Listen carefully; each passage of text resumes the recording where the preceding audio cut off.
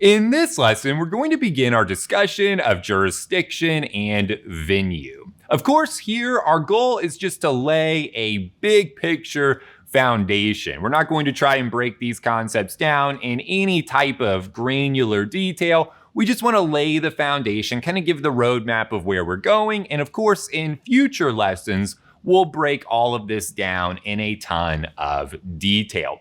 But just off the top, when we're thinking about jurisdiction and venue in civil procedure, the best place to kind of start here is just with the difference between these two concepts, right? When we're thinking about jurisdiction and we're thinking about venue. Jurisdiction really comes from the US Constitution. What I tell students to remember when you think about construction workers erecting a courthouse from the ground, it's not like they sprinkle some magic dust over that courthouse and then magically the court can just hear and decide any case that comes through the door. Right? Obviously, we have to think about whether the court that has a case in front of it has the actual power and authority to hear that case. And that's what jurisdiction in civil procedure is really exploring. And we'll see as we work through these lessons, civil procedure through the rules of civil procedure, the case law, and other statutory code, we'll see that there's a lot of rules and procedures governing how a court actually does obtain jurisdiction, how a court obtains the power or the authority to hear that case that's before it. Because we're going to see, remember, just because there's a courthouse that's been erected, it's not like it has some magic authority to just hear anything that comes through the door. We have to establish that. And that's what the rules of civil procedure and all of the analyses we go over, that's what we're going to focus on. How do we determine whether the court has the power or the authority to hear this case? Okay, and that's really what jurisdiction is focused on. Of course, we'll see we have two categories of jurisdiction. We have subject matter jurisdiction and personal jurisdiction. But the thing in common there is they're both rooted, these concepts of subject matter jurisdiction and personal jurisdiction, they're rooted from US constitutional requirements. Okay, venue is a little bit different. Venue's all about the geographic location of the courthouse. It's less about power and authority and more about really, is this a location that makes sense for this litigation to take place? It's much more geographical. It's much more based on kind of location. Does it make sense in this location to have this lawsuit? Okay, and for our purposes, when we think about venue, we're really going to focus on federal courts, right? This course is all about the federal rules of civil procedure. So we're going to think about venue at the federal level, which really deals with judicial districts. We'll see every state has at least one judicial district. Larger states are going to have more districts, right? Normally there's either 1, 2, 3, or 4 judicial districts. And these will be like, the northern district, the eastern district, the southern district of whatever state the districts are located in. And our question in venue is going to be which one of these locations kind of makes sense, or at least where this action has been filed in this judicial district. Does it make sense? Is this an appropriate location to basically litigate this lawsuit? So again, venue's more about geography, locality, location, jurisdiction, when we're talking about subject matter jurisdiction and personal jurisdiction, really about the power and the authority of a court to hear and decide a case before it. Okay, so with all of this in mind, right, I typically tell students to think about these three concepts, subject matter jurisdiction, personal jurisdiction, and venue, kind of like requirements, right? We say to hear and decide a case before it, a court generally must have subject matter jurisdiction over the particular type of case, personal jurisdiction over the defendant, and proper venue based on locality. So let's think about subject matter jurisdiction for a second, just at a really high, broad level. Remember, we're going to break subject matter jurisdiction down in a ton of detail through the next video lessons. here we just want to lay the foundation. What is subject matter jurisdiction? How is this different maybe from personal jurisdiction? So when we're thinking about subject matter jurisdiction, probably the best just big picture concept to start with is here in the United States, we have state courts and we have federal courts, each with their own jurisdiction.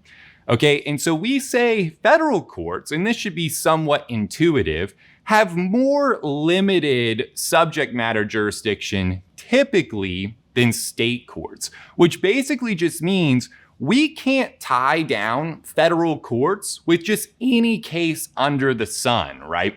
We can't bog down federal courts with any type of litigation.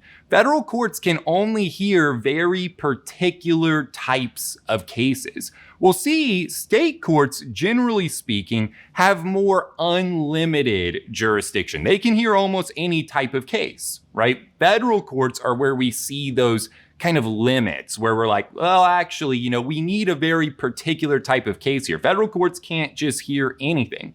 And we'll see as we work through subject matter jurisdiction, there's really two major types of cases that a federal court can hear. We call these federal question jurisdiction and diversity jurisdiction. Of course, with federal question jurisdiction, we say, well, if a claim arises under federal law, then a federal court can hear that claim. This might be something like a copyright infringement claim. Well, we know copyright laws here in the United States are all federal law. This is a complete field of federal law when we're thinking about copyright infringement. So it makes sense that a federal court can hear and decide copyright cases because these claims arise under federal law. This is kind of federal question jurisdiction. Okay, now we'll see this analysis isn't always so straightforward. We'll have to break it down. How much of an ingredient of federal law is kind of required in the lawsuit to give that federal court the authority to hear the case? Do you need a really big aspect of federal law involved or a really small one? How do you make that determination? And we're going to explore that analysis when we get to federal question jurisdiction. But for now, we can kind of just accept, well, at a broad level, if a claim arises under federal law, generally that's a type of case that a federal court can hear, right? That federal court will have subject matter jurisdiction over that claim. Okay, so subject matter jurisdiction, typically for our purposes in law school and on the bar exam, is really going to be only an issue when we're dealing with a federal court. Because remember, federal courts are the courts that have limited subject matter jurisdiction for the most part, right? State courts typically have more unlimited subject matter jurisdiction. They can hear almost any type of claim. Okay, but remember, we said there's two types of cases at a big picture that a federal court can hear. We have federal question jurisdiction, but there's also diversity jurisdiction. So even if we have a pure state law claim, say we have a tort negligence claim or a breach of contract claim, claims that have no federal law ingredient in them, they're purely state law claims. Well, if the plaintiff and defendant are diverse, which typically means they're citizens of different states. So if we have a plaintiff from the state of Texas suing a defendant who is a citizen of the state of New York, we say those parties are diverse. And if the amount in controversy exceeds $75,000, we say, okay, this is a type of case that a federal court can hear. Even though there's no ingredient of federal law in the claim, because the parties are diverse and this amount in controversy exceeds $75,000, this is a type of case that a federal court can hear. Okay, so those are the big two. We call it federal question jurisdiction and diversity jurisdiction. And we're gonna break those down in a ton of detail, kind of step by step how those analyses work. But for now, we can accept these are the types of cases that a federal court can hear and decide, right? These are the types of cases that a federal court is going to have subject matter jurisdiction over. If you think about it, like, say you enter into a contract with your neighbor and your neighbor is going to mow your lawn, right? His kid is going to mow the lawn and you're going to pay him like $50 a week to mow your lawn. Okay. So it's a pretty small type of contract, right? Only like $50 a week. And it's with your neighbor, right? The guy across the street. Well, say the kid fails to mow your lawn and you've paid him. So you have a breach of contract. This is not the type of claim a federal court can hear. Like if you tried to go to federal court and file that claim in federal court, the court's going to say, look, we don't have the subject matter jurisdiction to hear this claim. This is not a case that we can exercise jurisdiction over. You need to file this in state court, a court with more unlimited subject matter jurisdiction, maybe a small claims court even in state court. But at the federal level, federal court can't hear that, right? The claim, a breach of contract claim, we know is pure state law. It's not like it arises under federal law. And we don't have diverse parties. It's, a guy and his neighbor and a really small claim, right? $50. We know the amount in controversy would have to exceed $75,000 for a federal court to even begin thinking about getting involved in that case where we don't have an ingredient of federal law in the suit. So the big picture idea though, and remember, we're going to break that analysis down in more detail, but the thing to understand here is federal courts, it should be somewhat intuitive. There's a lot less federal courts. They can't get bogged down with any type of claim. So federal courts can only hear very particular types of suits. That little $50 breach of contract claim against your neighbor's kid, not the type of thing that's probably going to be able to get to a federal court. It's not going to have subject matter jurisdiction to hear that type of case. Okay, so that's subject matter jurisdiction, at a very broad level. Remember, the other type of jurisdiction we have here, and we're thinking about the two categories of jurisdiction in civil procedure. We have subject matter jurisdiction and we have personal jurisdiction. Personal jurisdiction is all about the defendant. It's important to recognize when we're thinking about personal jurisdiction, remember, the plaintiff gets to choose where he's going to file the lawsuit. So a plaintiff can file it in Montana, Alaska, Alabama, Texas, New York, right? The plaintiff gets to choose where he's going to go and file that lawsuit.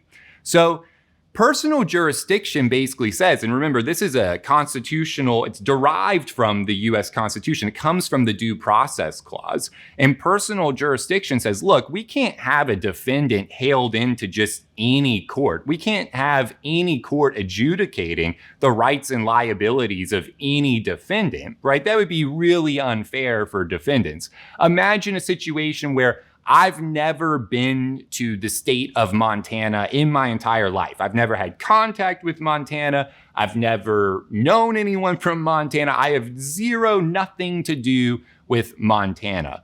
Well, let's say while I'm on a vacation in Florida, I get into a car accident with a resident who's visiting from Montana.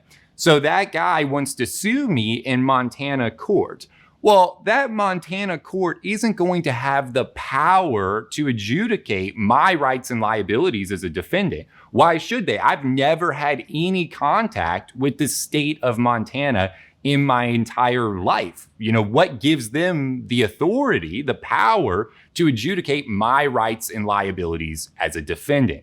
Remember, this is kind of like a due process requirement from the US Constitution. It's really about kind of fairness and equity for the defendant, traditional notions of fair play and substantial justice. And we're going to break this all down in a ton of detail, but the big picture kind of concept analysis, we call this minimum contacts. When we're thinking about personal jurisdiction, we're always thinking, has this defendant made some sort of contact here with the forum state? Has he made minimum contact with the forum state such that it's appropriate for this forum, this state, to hail this defendant into their court? Do they have the power to adjudicate his rights and liabilities? And in order for them to have the power to do that, that defendant has got to have some contact with the forum. Maybe he lives there. He works there. He's done business there. The actions that gave rise to the lawsuit happened in the forum state. It happened in that state where the action is being filed.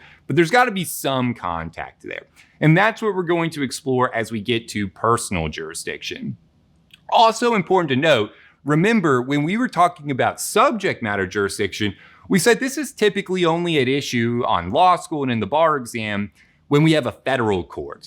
Is this the type of case a federal court can hear? Important to recognize with personal jurisdiction, this would apply pretty equally to state courts and federal courts. So it doesn't matter if we have a state court or a federal court, the rules are going to be very similar there. So we're doing a very similar analysis.